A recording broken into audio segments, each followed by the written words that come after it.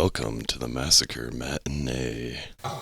This podcast is uncensored and may include but is not limited to foul language and gore topics. If this podcast is not for you, now's your chance to stop listening. Welcome back to the matinee. Yeah, it's great to be back. It's my turn to be in charge. Oh man. Are you ready for that? I'm so ready. I'm not. So we both like hearing stories and we hate telling stories. Isn't that the best? So for mine this week, we're going to do a little thing called the Italian Hall Disaster. Have you ever heard of the Italian Hall Disaster? I actually have not. You have not. So, Calumet, Michigan, huge mining area. I've been there. They've still got tons of mine tours and stuff like that. I actually haven't been to Calumet. It's actually a pretty neat area. There's a lot of copper mines up there. It was a huge thing up there. And so up there is a company called Calumet and Hecla Company. It's the mining company. I'm pretty sure they're still around. I'm like 90% sure that they're still around. But I'd assume so. back then, they owned like everything Yeah. up there. Like the mining companies own the towns up there. So basically the monopoly of it.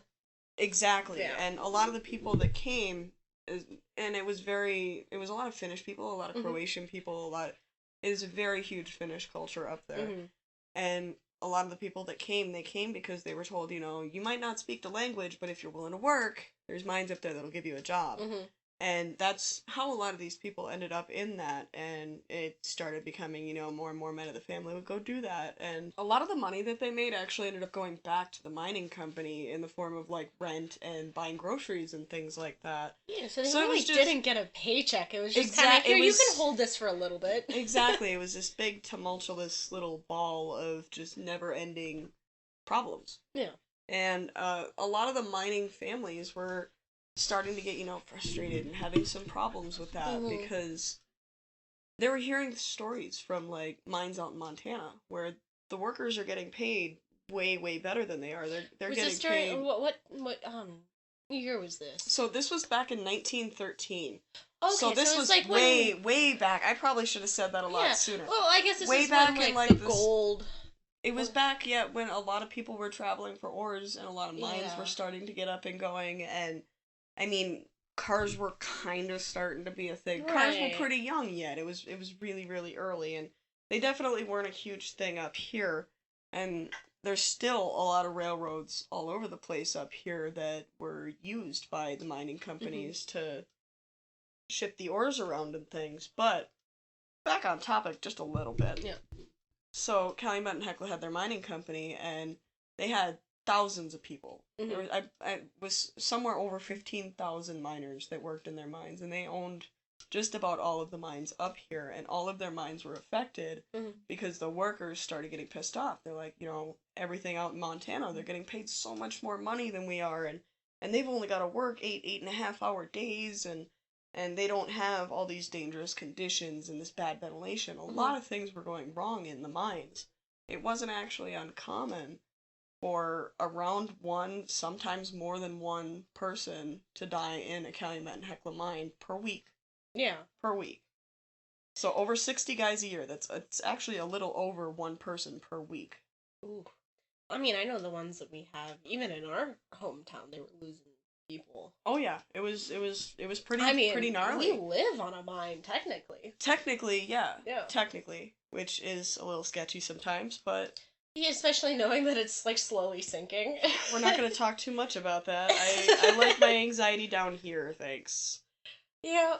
So, my house will go before yours does. Reassuring. So the miners are getting pissed off, because they're like, out in Montana, they work 8-hour day. They get a whole lot more money than we do. They're only doing 8 hours? 8 to 8.5 hours. But the miners around here were expected to work 11 to 12-hour days. Oh. And a lot of the cases around here, so the mines, in the mines, they were using these, powered drills to try and split into the rock and stuff. And a lot of times the ventilation was really bad. You couldn't see super far. And they started implementing a one-man drill system. So one drill would have one guy on it, and that's it. You couldn't see, like, 10 feet on either side of you because the lighting was bad, because it was smoky, because it was dark, and lots and lots of reasons why it was as dangerous as it was. Yeah. And they were getting upset about it because it was costing them more and more men just by having them alone, and they wanted those 2 to 3 man teams back so they could, look out for each other and take care of each other when it was like dangerous. Right. And it was so bad that in some mines you were lucky if you had a bucket to take a shit in. So Calumet's not that far from like the Houghton Hancock area, right? They're like right next to each other. Oh, so I've actually been into, I think it's called Sea Mine? Yep, that's the big one up on the hill. I've been into that one. Yeah. And even going in, like, they don't even use that mine. Like, they do it for tours, be like, hey, this is what it looks like, and everything like that. During Halloween, they actually go, and they turn it into a haunted house. Really? And then take you down into the mines. It's actually so cool. You should do it sometime. And I had been in there, and I couldn't even imagine being in there. Because, I mean, I have breathing issues and everything like that, and asthma. But, like, the air is so heavy in there. And you're surprisingly deep underground. You are very deep. You wouldn't realize how far down you are. And the Quincy mine in particular is one of the deepest mines in the area. I believe they said it's got somewhere around or over 100 levels of just death. Back to the topic at hand. We're talking about the Italian Hall disaster. Now that we've got a little bit of history, mining, it's a huge culture up there. It's shitty. It's a huge culture, and it's very, very dangerous. And these miners just want to have safer conditions so they can go home to their families. Yeah, they can't speak English, but they still have families, By the time they finally get enough people involved in this union, they have there's a union that started coming up into the area called the Western Federation of Miners. And originally it was, Western. It was just starting to kind of stretch up towards this area because they're like, hey, there's a lot of miners up here. It's the Midwest. It's still west. A lot of copper mines up here. There's a lot of people working in the mines up here. Maybe we can, spread our little umbrella of support to them. Yeah, because our area was like, you're either logging wood or you're mining. Or you're mining something, exactly. So they started spreading over here, and they started saying, hey, miners, you guys aren't being treated very well. Right. We've got a lot of miners over here that we helped work with them and get better conditions, so you've got a better chance of going home. They probably jumped on that so fast. A lot of them did. So originally when the Western Federation of Miners got into the area, it was actually still in 1912. And in order for them to initiate the strike, they actually had to get, I believe it was 15,000 miners signed up through the area with the union. And that is more than our town. They were only at 9,000 at the time, but this is a lot of different mines, and they actually had like a lot of different guys working in these mines. So it took them a little while to get those numbers up. And by the time they got those numbers up, it was July of 1913. So that was when the strike actually started. So it took them a solid year and a half. It took some time to be like, no, you gotta understand, we're gonna help you get better conditions and better wages. People are probably thinking, oh, well, this boss is treating me shitty. Like, I'm just gonna go to this place. Like, they're probably also gonna treat me shitty. Well, the other part of the problem is there's also a big language barrier. Oh, yeah, that's because true. A lot of them they just came over and they're speaking Finnish or other languages. I'm sorry, I don't know other languages for the other, but there was a lot of diversity there, and like I said, primarily it was Finnish, and a lot of the time the management of the mines, they weren't always so great about offering translation services. Right. And that actually happened a lot in this case as well when it came to the investigation portion of everything. So it's Christmas Eve, 1913. Women's Federation of Miners, or the Western Federation of Miners, they have a women's auxiliary because everything had a women's auxiliary back then. My man does something, I'm going to help bake goods. I'm going to make their sandwiches. Or I'm going to make fix clothes. Pasties. Exactly. Yeah. Everybody did, and pasties are a huge thing, Right. Especially up in this area. It was a huge meal item, and if you've never heard of a pasty, it's kind of like a pie, but it's like handheld. Almost like a Hot Pocket. Kind of looks like a calzone. Kind of looks like a calzone, yeah. And miners would always bring these down into the mines with them because it was warm food and it was really good. And that's what we've got today. Ooh. But the problem is I can't give you the recipe. Yeah, a lot of people in this area definitely, like, hold on to their recipes. So the real, true pasty experience is to know a Uber grandma. Yes. And I've got some or Uber grandma someone who pasties is here. like very Finnish, because pasties were a Finnish food, and the pasty that we kind of have and know is kind of a like.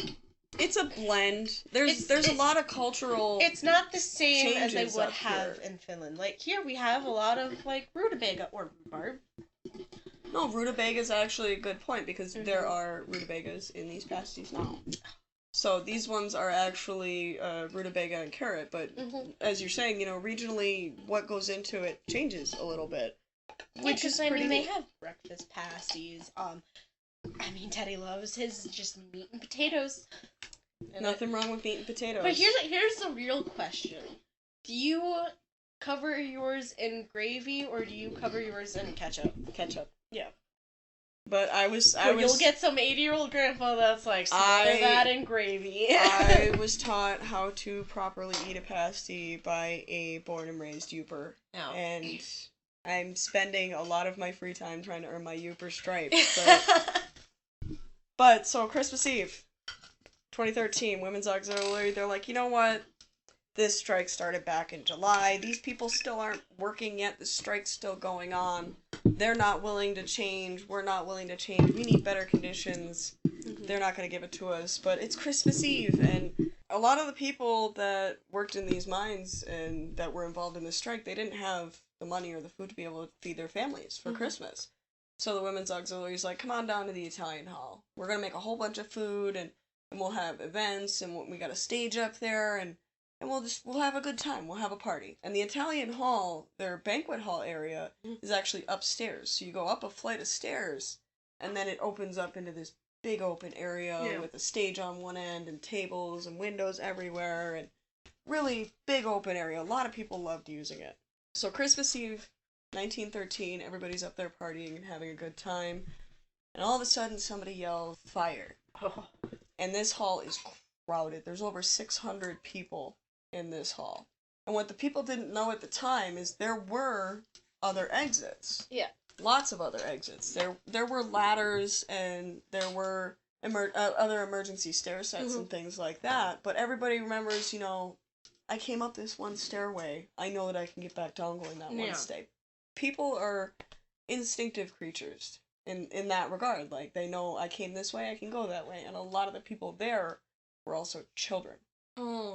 Lots of children. It was a lot of the children of a lot of the mining families. So everybody panics and they start running for this one stairwell. Plus the language barrier. They're not hearing if anyone's yelling, like, no, go this way.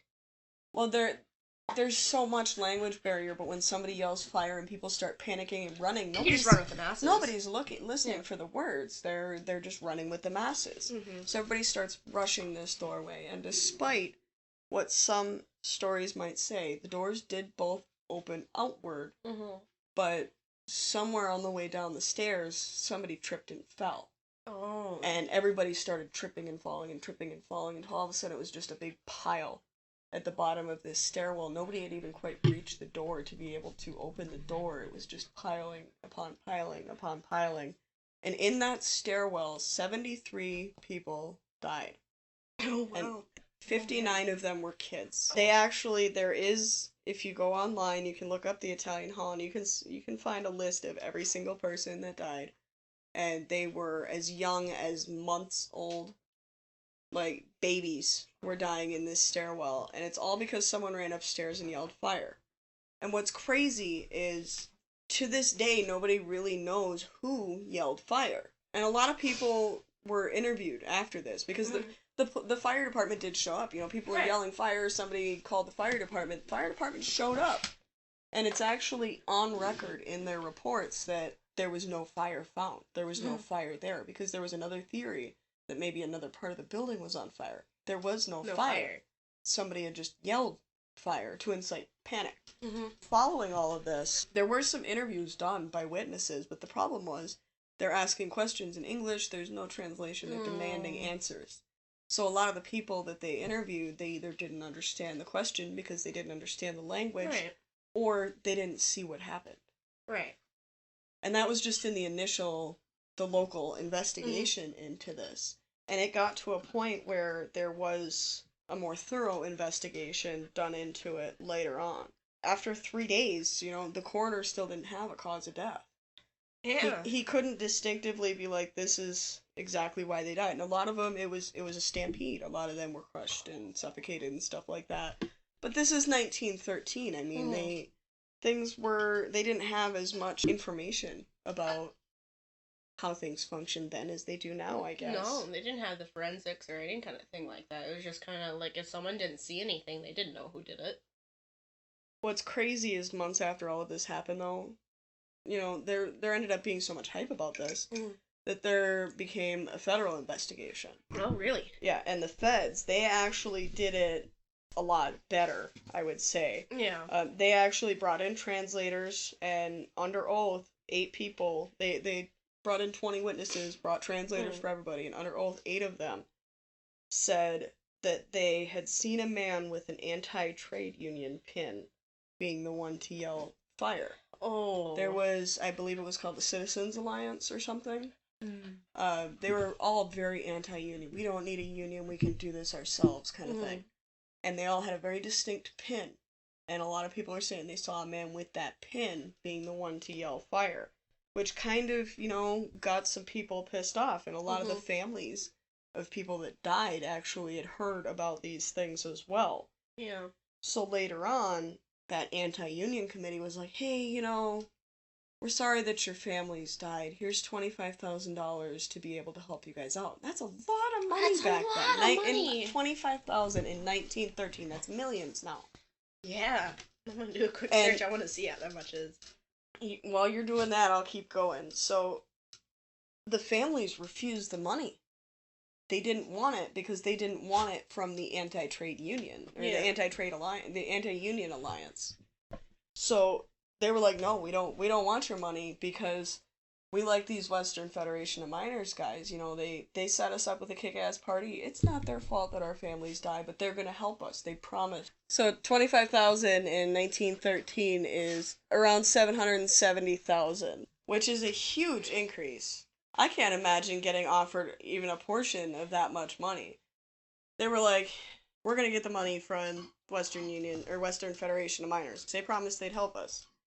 And the president of, I believe it was the president of the Western Federation of Miners, he actually came out and was basically damning the Citizens Alliance, saying you guys are terrible people because it was one of you that yelled fire and caused this big problem. And He very openly did it in public, which actually resulted in him getting shot. He wasn't killed, but he got kidnapped, and then they shot him, and then they threw him on a train, and he sent him down towards Chicago and said, "Don't let us ever see you back up here again." That is such a Super, 1913 way to get rid of somebody. Super mafia, Right. Well, I mean, the mafia. For like 30 years earlier, but 30 years later, Al Capone and everything like that was in this area. Yeah, and the Little Bohemia with John Dillinger, which is another thing we're going to end up talking about in the future. But, so it was the president, by the way. His name was Charles Moyer. That was his name. So he rode that train down to Chicago, and he got some medical care, and he publicly said, I vow to come back to Michigan. I'm not going to let you do this to these people. Wow. And so, that takes some balls to do, because in that time, like, someone could kill you and, like, throw you quite literally down a mine shaft and you would not be found. Quite literally. And this whole Italian Hall situation stemmed a lot of things off of it. There's actually a song about it. Woody Guthrie wrote a song called the 1913 Massacre, and he made a few speculations that the anti-union thugs were holding the doors closed from the other side, and that this was all just a big thing, and he called them copper boss thugs. That's what it was. But there's also, this is a big thing up in this area, and a lot of research has been done on it. And there's a YouTuber named Steve Leto. He does a thing called Leto's Law, and he talks about a lot of law cases. And he actually wrote 2 books on this, one back in 2006 and one in 2013. The first one being called Death's Door: The Truth Behind Michigan's Largest Mass Murder, and the second one being called Death's Door: The Truth Behind the Italian Hall Disaster and the Strike of 1913. It's supposed to be very in-depth if you want to do more reading. He actually did a lot of research. Is that the one that lives around here? Yes. Yeah? Yes. Yeah, Leto's Law. Oh, it's Leto then. Leto. It's Leto. Leto? Yeah. Okay. Well, then I've been saying it wrong. But Yeah, but it's Leto. Leto. Alright, I'm sorry, Steve. I'm not sure if you're going to hear this, but if you do, cool. Come talk sometime. And there was a documentary, a couple of documentaries, but one in particular that stuck out. It was a PBS documentary. It was called Red Metal. Unfortunately, can't find it. Yeah. It pops up on Amazon Prime, but it says it's unavailable in this area. I'm not sure if it's a general in this area thing, or if it's just not coming back to Amazon. Maybe. So, but there's quite a bit of research that you can do into it, and that is our first massacre. Yeah. For the matinee, and I mean, that's just a horrible way to go. It's just, you literally just got crushed by other people. yeah, and sometimes, in some cases it was family members. Oh. There was people that lost, both of their children, or more than one of their children. A lot of times, it was a big family community, so some kids were there. The elderly that died. Well, some kids were there without their parents. Like, somebody was like, I'm going down to the Italian Hall, I'm going to take the kids down. Does little Jimmy want to come with me or something like that? And they're like, oh, yeah, I got to do this, this, and this. Why don't you go down? I'll meet you guys down later or something. Yeah, or go something have some else free is going food, on. But, yeah. and so there was a lot of children there, and it was a really dark spot in the history of Calumet, and the building actually stayed standing all the way up until 1984. They didn't give an exact reason that I could find as to why they tore it down.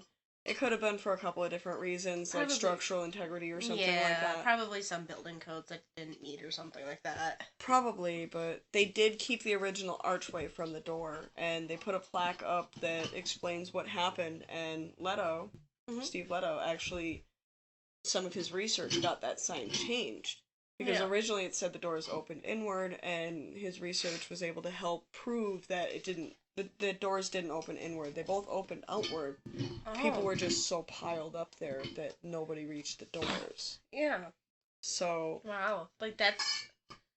I really do think that cases where people, die literally just from being so close to each other and falling on each other is the saddest thing, because there's not really a way that you can prevent that, because it just happens so fast. It's literally, it's an avalanche of people. It literally is. It's just, especially going down the stairs. Yeah. And with a lot of it being children, I mean, they're young. They can't really control their bodies, and they're fragile. Yeah. So one kid falls down the stairs, and people start landing on top, and other kids start landing on... Because it takes one adult to land on, 2 kids. And if they're landing on each other, on the stairs, that's staircases going into your ribs, that's ribs puncturing lungs, Very dangerous situation, just entirely. So, I hope you guys enjoyed today's matinee. It was a bit more of a massacre than a murder, but it can loosely be called a murder. There's still a lot of people that believe. Yeah, because I guess they never did find who yelled fire. They never truly found the guy that yelled fire. So, massacre, murder, and River eating a cat food bowl. And me dying from coughing because I'm getting over a cold. Just in time for the beginning of the podcast. Yep, I was fine. Oh no. Oh no. I was fine all day at work, and then we get here and I'm just like, you know what? I think I will simply cease to exist. There she goes. Oh no. Well, I've been Mingus. I've been Panda. Hope you guys enjoyed the matinee, and we will see you next week for whatever happens. Yeah. It's gonna be something. I'm It'll not sure be what we've got something. planned yet, but it's gonna be a good one. Bye. Hey, it's Mingus with the Massacre Matinee. If you like this episode and want to hear future episodes, follow us on Spotify.